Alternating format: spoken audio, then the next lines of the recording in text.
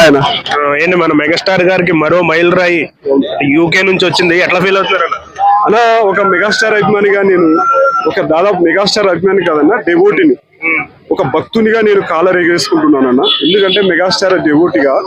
ఇంకొకటి ఏంటంటే, ఫస్ట్ ఒక లిస్టు చెప్తాను, కొద్దిగా ఓపికతో ఉంటే మీరు వినండి. ఫస్ట్ ఒక లిస్టు చెప్తాను. ముందు మెగాస్టార్ అనేవాడు ఎవరికి తెలియదు, ఫస్ట్ చిరంజీవి అనేవాడు ఎవరికి తెలియదు. 1978లో స్టార్ట్ అయినప్పుడు ఒక మామూలు మనిషి.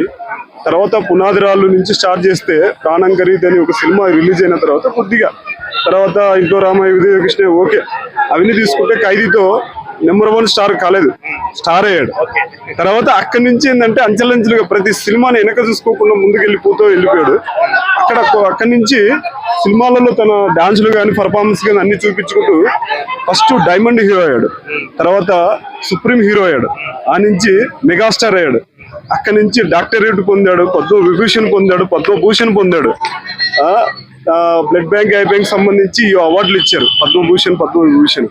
తర్వాత సినీ ఫిలిం లో సంబంధించి చాలా అవార్డులు వచ్చాయి, నంది అవార్డు. దాని గురించి చెప్పడం అక్కర్లేదు, ఆ లెక్కలేదు. సో ఇంకా నెక్స్ట్ కమింగ్ టు 2024లో 24,000 స్టెప్పులకు గాను ప్రతి స్టెప్ డిఫరెంట్ స్టైల్లో వేసినందుకు తను నటించినటువంటి మొదటి సినిమా నుంచి 156 సినిమాల వరకు కానీ, 154.